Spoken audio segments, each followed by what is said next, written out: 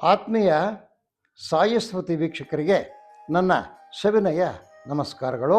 ಆತ್ಮೀಯರೇ, ಈ ದಿನದ ದಿನ ವಿಶೇಷ ಹಾಗೂ ಪಂಚಾಂಗ ವಿಶೇಷ, ಇಲ್ಲಿ ಎರಡು ಥರ ಇದೆ. ದಿನ ವಿಶೇಷನೂ ಇದೆ ಇವತ್ತು, ಪಂಚಾಂಗ ವಿಶೇಷನೂ ಇದೆ. ಇದು ವಿಶ್ವಾವಸುನಾಮ ಸಂವತ್ಸರ, ಉತ್ತರಾಯಣ, ಶಿಶಿರ ಋತು, ಮಾಘ ಶುದ್ಧ ಪೌರ್ಣಮಿ. ಈ ಪೌರ್ಣಮಿಗೆ ಬಹಳ ಇತಿಹಾಸ ಇದೆ. ಇದನ್ನು ಭಾರತ ಪೌರ್ಣಿಮೆ ಅಂತ ಕರೀತಾರೆ. 1ನೇ ತಾರೀಕು 2ನೇ ತಿಂಗಳು 2026 ಭಾನುವಾರ. ಮಾಘ ಭಾನುವಾರಗಳು ಬಹಳ ಶುಭಕರವಾಗಿರ್ತಕ್ಕಂಥ ದಿನ. ಮಾಘ ಭಾನುವಾರಗಳಲ್ಲಿ ಜನಗಳು ಸೂರ್ಯೋದಯಕ್ಕೆ ಮೊದಲು ತೀರ್ಥ ಸ್ನಾನಗಳು ಮಾಡ್ತಾರೆ. ಪುಣ್ಯ ನದಿಗಳಿಗೆ ಹೋಗಿ ಸ್ನಾನ ಮಾಡ್ತಕ್ಕಂಥದ್ದು. ಅದರಲ್ಲಿ ವಿಶೇಷವಾಗಿ ಈ ಹುಣ್ಣಿಮೆ ಅಂತಕ್ಕಂಥದ್ದು ಭಾನುವಾರ ಬಂದಿದೆ. ಈ ಭಾರತ ಹುಣ್ಣಿಮೆಗೆ ಬಹಳ ವಿಶೇಷ ಇದೆ. ಇದಕ್ಕೆ ಒಂದು ಯುಗಗಳ ವಿಶೇಷವೇ ಇದೆ. ಅದಕ್ಕೆ ನೋಡಿ, ಪೂರ್ವದಲ್ಲಿ ಧರ್ಮರಾಯನು ಮತ್ತು ಅವರ ಸಹಚರರೆಲ್ಲ ಸೇರಿಕೊಂಡು ಈ ಒಂದು ಭಾರತ ಯುದ್ಧ ಭಾಗವತ ಯುದ್ಧ ಅಂತ ಆಗ್ತದೆ. ಆ ಭಾರತ ಯುದ್ಧ ಮುಗಿಯುತ್ತದೆ. ಮುಗಿದ ನಂತರ ಭೀಷ್ಮರು ಸ್ವರ್ಗಾರೋಹಣ ಮಾಡ್ತಾರೆ. ಅದಾದ ನಂತರ ಈ ಯುದ್ಧದಲ್ಲಿ ಮರಣ ಹೊಂದಿರತಕ್ಕಂಥ ವೀರಯೋಧರಿಗೆಲ್ಲನೂ, ಅಣ್ಣ ತಮ್ಮಂದಿರುಗಳಿಗೆ, ಅಕ್ಕ ತಂಗಿಯರುಗಳಿಗೆ ಮತ್ತು ಭಾವಭಾವೈಕ್ಯಗಳಿಗೆ ಎಲ್ಲರಿಗೂ ಸಹ ಕಾಲವಾಗಿರ್ತಕ್ಕಂಥವ್ರಿಗೆ ಅವರವರ ಅನುಕೂಲಕ್ಕೆ ತಕ್ಕಂಗೆ ಕರ್ಮಾಂತಗಳು ಮಾಡ್ತಾರೆ. ಮತ್ತು ರಥಸಪ್ತಮಿಯ ಶುಭ ದಿನ ಎಲ್ಲರಿಗೂ ಪಿತೃತರ್ಪಣೆ ಕೊಡ್ತಾರೆ. ಯಾರು? ಪಾಂಡವರು ಹಾಗೂ ಉಳಿದ ಕೌರವರಲ್ಲಿ ಕೆಲವರು ಉಳಿದಿದ್ದರು.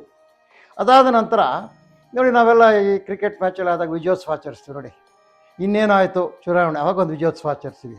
ಆ ವಿಜಯೋತ್ಸವವನ್ನು ಸಪ್ತಾಹದ ರೂಪದಲ್ಲಿ ಆಚರಿಸಿದರು.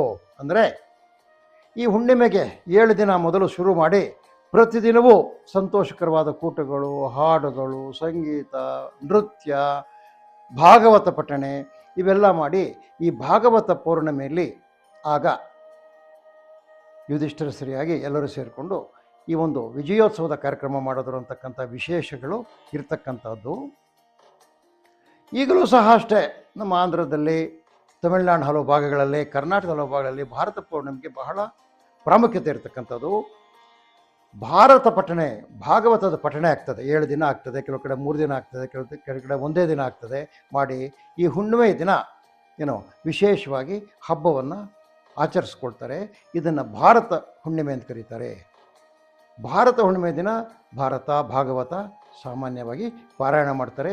ಈಗ ಹಲವಾರು ವರ್ಷಗಳ ಕೆಲವರು ಸತ್ಯನಾರಾಯಣ ಸ್ವಾಮಿ ಪೂಜೆ ಕೂಡ ಈ ಭಾಗವತ ಹುಣ್ಣಿಮೆಯಲ್ಲಿ ಮಾಡ್ತಾರೆ ಅಂತಕ್ಕಂಥ ವಿಷಯ. ಇದು ಈ ಹುಣ್ಣಿಮೆಯ ವಿಶೇಷ.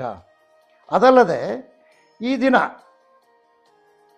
ಯಾವ ಪುಣ್ಯಕ್ಷೇತ್ರಗಳಿರ್ತದೆ, ಯಾವುದೋ ಗೋಕರ್ಣದಂತಹ ಪುಣ್ಯಕ್ಷೇತ್ರಗಳು, ಅಂದರೆ ಪೂರ್ತಿಯಾಗಿ 100% ಪಿತೃಕ್ಷೇತ್ರಗಳಲ್ಲಿ ಈ ದಿನ ಪವಮಾನ ತಿಲ ಹೋಮ ಅಂತಕ್ಕಂಥ ವಿಶೇಷ ಹೋಮ ರಾತ್ರಿ ಮಾಡ್ತಾರೆ.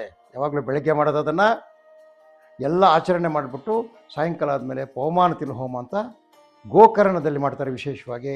ಅದೇ ರೀತಿಯಲ್ಲಿ ಶ್ರೀರಂಗಪಟ್ಟಣ ಅಂತಹ ಕ್ಷೇತ್ರಗಳಿದೆ ಹಲವು, ಪಿತೃಕ್ಷೇತ್ರಗಳು. ಅಲ್ಲಿ ಪಿತೃ ಕಾರ್ಯಗಳನ್ನು ಸಹ ಕೆಲವರು ಮಾಡ್ತಾರೆ.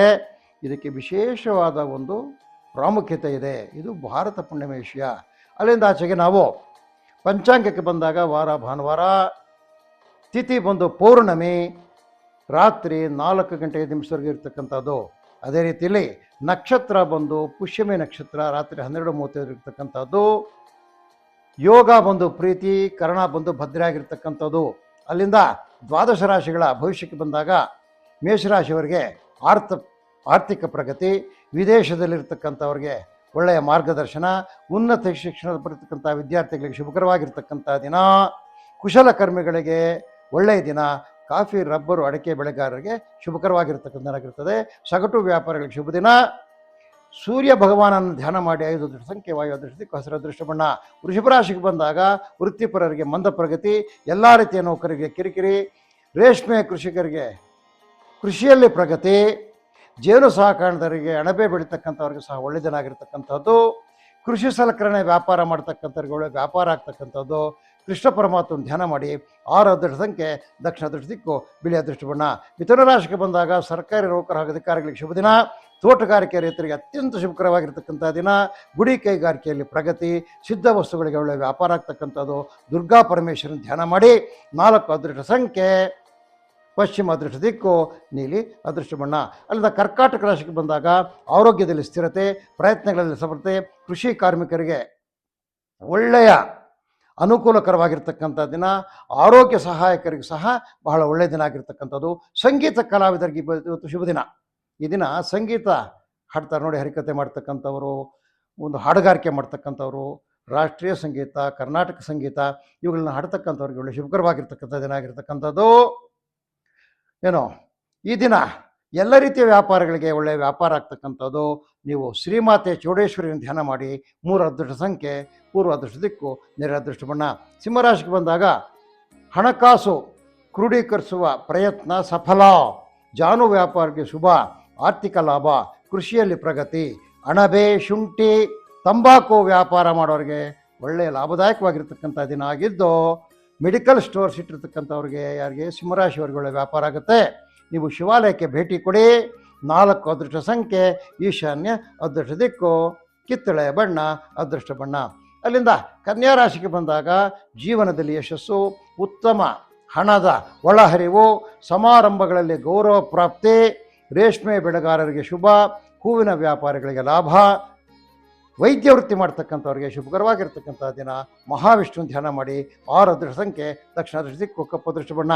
ಅಲ್ಲಿಂದ ತುಲಾರಾಶಿಗೆ ಬಂದಾಗ ಪ್ರಯಾಣದಿಂದ ಧನ ನಷ್ಟ, ವಿದ್ಯಾರ್ಥಿಗಳಿಗೆ ಉತ್ತಮ ಮಾರ್ಗದರ್ಶನ, ಎಲ್ಲ ರೀತಿಯ ಕಾರ್ಮಿಕರಿಗೆ ಸಂತಸದ ದಿನ, ಗುತ್ತಿಗೆದಾರರಿಗೆ ಶುಭ, ದ್ರಾಕ್ಷಿ ಅನಾನಸ್ ಬೆಳೀತಕ್ಕಂಥವ್ರಿಗೆ ಒಳ್ಳೆಯ ವ್ಯಾಪಾರ ಆಗ್ತಕ್ಕಂಥದ್ದು.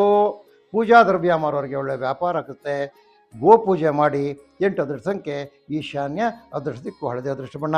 ವೃಶ್ಚಿಕ ರಾಶಿಗೆ ಬಂದಾಗ ಮನೆಯಲ್ಲಿ ಸಂತಸದ ವಾತಾವರಣ, ಕ್ಷೇತ್ರ ದರ್ಶನ, ಬಂಧುಗಳ ಮೇಲನ. ರೈತರಿಗೆ ಈ ದಿನ ವ್ಯವಸಾಯದಲ್ಲಿ ವ್ಯತ್ಯಯ. ಈ ಮೆಡಿಕಲ್ ಸ್ಟೋರ್ಸ್ ಇಟ್ಟಿರ್ತಕ್ಕಂಥವ್ರಿಗೆ ಒಳ್ಳೆಯ ವ್ಯಾಪಾರ. ಸೂರ್ಯ ಭಗವಾನನ ಧ್ಯಾನ ಮಾಡಿ. 5 ಅದೃಷ್ಟ ಸಂಖ್ಯೆ ಉತ್ತರ ಅದೃಷ್ಟ ದಿಕ್ಕು, ಬಿಳಿ ಅದೃಷ್ಟ ಬಣ್ಣ. ಅಲ್ಲಿಂದ ಮುಂದಕ್ಕೆ ಬಂದು ಧನುಸ್ಸು ರಾಶಿಗೆ ಬಂದಾಗ ವ್ಯಾಪಾರ, ವ್ಯವಹಾರ, ವ್ಯವಸಾಯಗಳಲ್ಲಿ ಶುಭಕರವಾಗಿರ್ತಕ್ಕಂಥ ದಿನ, ಲಾಭಕರವಾಗಿರ್ತಕ್ಕಂಥ ದಿನ. ರೈತರಿಗೆ ವ್ಯವಸಾಯದಲ್ಲಿ ಪ್ರಗತಿ, ವಿದ್ಯಾರ್ಥಿಗಳಿಗೆ ಶುಭ ದಿನ ಆಗಿರ್ತಕ್ಕಂಥದ್ದು. ಈ ಬುಕ್ಸ್ ಸೇಲ್ಸ್ ಮಾಡ್ತಕ್ಕಂಥವ್ರು, ಸ್ಟೇಷ್ನರಿ, ಕಾಸ್ಮೆಟಿಕ್ಸು ಇವೆಲ್ಲ ವ್ಯಾಪಾರ ಮಾಡ್ತಕ್ಕಂಥವ್ರುಗಳು ವ್ಯಾಪಾರ ಆಗ್ತಕ್ಕಂಥದ್ದು. ದುರ್ಗಾ ಪರಮೇಶ್ವರನ ಧ್ಯಾನಿಸಿ. 5 ಅದೃಷ್ಟ ಸಂಖ್ಯೆ ದಕ್ಷಿಣ ಅದೃಷ್ಟ ದಿಕ್ಕು, ನೀಲಿ ಅದೃಷ್ಟ ಬಣ್ಣ. ಮಕರ ರಾಶಿಗೆ ಬಂದಾಗ ಪ್ರಯತ್ನಕ್ಕೆ ತಕ್ಕ ಪ್ರತಿಫಲ, ಸರ್ಕಾರಿ ನೌಕರರಿಗೆ ನೆಮ್ಮದಿಯ ದಿನ, ಎಲ್ಲ ರೀತಿಯ ಕಾರ್ಮಿಕರಿಗೆ ನೀರಸವಾಗಿರ್ತಕ್ಕಂಥ ದಿನ, ರೈತರಿಗೆ ಅಲ್ಪ ಫಲ, ಕಟ್ಟಡ ಸಲಕರಣೆ ಮಾಡ್ತಕ್ಕಂಥವ್ರಿಗೆ ಬಹಳ ಲಾಭದಾಯಕವಾದ ವ್ಯಾಪಾರ ಆಗ್ತಕ್ಕಂಥದ್ದು. ಸತ್ಯ ದೇವರು ಅಂದರೆ ಸತ್ಯನಾರಾಯಣ ಸ್ವಾಮಿಯನ್ನು ಜನಿಸಿ ಹುಣ್ಣಿಮೆ ದಿನ ಇವತ್ತು. ಸತ್ಯನಾರಾಯಣ ಸ್ವಾಮಿಯನ್ನು ಜನಿಸಿ ನಿಮಗೆ ಒಳ್ಳೆಯದಾಗ್ತಕ್ಕಂಥದ್ದು. ಮತ್ತು 9 ಅದೃಷ್ಟ ಸಂಖ್ಯೆ ಪೂರ್ವ ಅದೃಷ್ಟ ದಿಕ್ಕು, ನೀಲಿ ಅದೃಷ್ಟ ಬಣ್ಣ. ಅಲ್ಲಿಂದ ನಾವು ಕುಂಭರಾಶಿಗೆ ಬಂದಾಗ ಉದ್ಯೋಗದಲ್ಲಿ ಪ್ರಗತಿ, ನೆಮ್ಮದಿ, ಉತ್ತಮ ಸ್ಥಾನಮಾನದ ನಿರೀಕ್ಷೆ, ತರಕಾರಿ ಸೊಪ್ಪು ಬೆಳೆಗಾರರಿಗಂತೂ ಇವತ್ತು ಒಳ್ಳೆಯ ಲಾಭ, ಉತ್ತಮ ಕಾರ್ಯ ಪ್ರಗತಿ, ಹೋಟೆಲ್ ನಡೆಸ್ತಕ್ಕಂಥವ್ರಿಗೆ, ಕಾಂಡಿಮೆಂಟ್ಸ್ ನಡೆಸ್ತಕ್ಕಂಥವ್ರಿಗೆ ಒಳ್ಳೆಯ ವ್ಯಾಪಾರ ಆಗ್ತಕ್ಕಂಥದ್ದು. ಗುರುಸ್ಮರಣೆ ಮಾಡಿ. 8 ಅದೃಷ್ಟ ಸಂಖ್ಯೆ ಪಶ್ಚಿಮ ಅದೃಷ್ಟ ದಿಕ್ಕು, ಕೆಂಪು ಅದೃಷ್ಟ ಬಣ್ಣ. ಅಲ್ಲಿಂದ ಮೀನರಾಶಿಗೆ ಬಂದಾಗ ಉದ್ಯೋಗದಲ್ಲಿ ಪ್ರಗತಿ, ಕೃಷಿಕರಿಗೆ ಮಾತ್ರ ಅಲ್ಪ ಪ್ರಗತಿ, ಸಿದ್ಧಪಡಿಸಿರ್ತಕ್ಕಂಥ ವಸ್ತುಗಳನ್ನು ಮಾರ್ತಕ್ಕಂಥವ್ರಿಗೆ ಒಳ್ಳೆಯ ಲಾಭ ಮತ್ತು ಬೇಡಿಕೆ, ಕ್ಷೇತ್ರ ದರ್ಶನ. ಹಾಗೂ ಈ ಕಾಂಡಿಮೆಂಟ್ಸ್ ಇಟ್ಟಿರ್ತಕ್ಕಂಥವ್ರು, ಟೀ ಸ್ಟಾಲ್ ಇಟ್ಟಿರ್ತಕ್ಕಂಥವ್ರು, ಬ್ರೆಡ್ ಅಂಗಡಿ ಇಟ್ಟಿರ್ತಕ್ಕಂಥವ್ರು, ಸ್ವೀಟ್ ಮೀಟ್ ಸ್ಟಾಲ್ ಇಟ್ಟಿರ್ತಕ್ಕಂಥವ್ರಿಗೆ ಒಳ್ಳೆಯ ವ್ಯಾಪಾರ ಆಗ್ತಕ್ಕಂಥದ್ದು. ಮನೆ ದೇವರನ್ನು ಧ್ಯಾನ ಮಾಡಿ. 3 ಅದೃಷ್ಟ ಸಂಖ್ಯೆ ಉತ್ತರ ಅದೃಷ್ಟ ದಿಕ್ಕು, ಬಿಳಿ ಅದೃಷ್ಟ ಬಣ್ಣ. ಆದ್ಮೇಲೆ ಇದು ಈ ದಿನದ 12 ರಾಶಿಗಳ ದಿನ ಭವಿಷ್ಯ. ಆದ್ಮೇಲೆ ಈ ದಿನ ನಿಮಗೆ ಭಗವಂತನಾಗಿರ್ತಕ್ಕಂಥ ಮಹಾವಿಷ್ಣುವು ಶುಭಕರವಾಗಿ ಒಳ್ಳೆಯದನ್ನು ಆಶೀರ್ವಾದ ಮಾಡಲಿ ಅಂತ ಪ್ರಾರ್ಥಿಸುತ್ತಾ ಈ ದಿನದ ಕಾರ್ಯಕ್ರಮ ಮುಗಿಸ್ತಾ ಇದ್ದೇವೆ. ಆದ್ಮೇಲೆ ನಮ್ಮ ಚಾನಲ್ನ ಲೈಕ್ ಮಾಡಿ, ವಿಷಯಗಳನ್ನು ಶೇರ್ ಮಾಡಿ, ಹಾಗೂ ನಮ್ಮ ಚಾನಲ್ಗೆ ಸಬ್ಸ್ಕ್ರೈಬರ್ಸ್ ಆಗಿ ಅಂತ ತಮ್ಮಲ್ಲಿ ಕಳಕಳಿಯಾಗಿ ಮನವಿ ಮಾಡುತ್ತಾ ಈ ದಿನದ ಕಾರ್ಯಕ್ರಮ ಮುಗಿಸುತ್ತಿದ್ದೇವೆ. ಜೈ ಶ್ರೀರಾಮ್.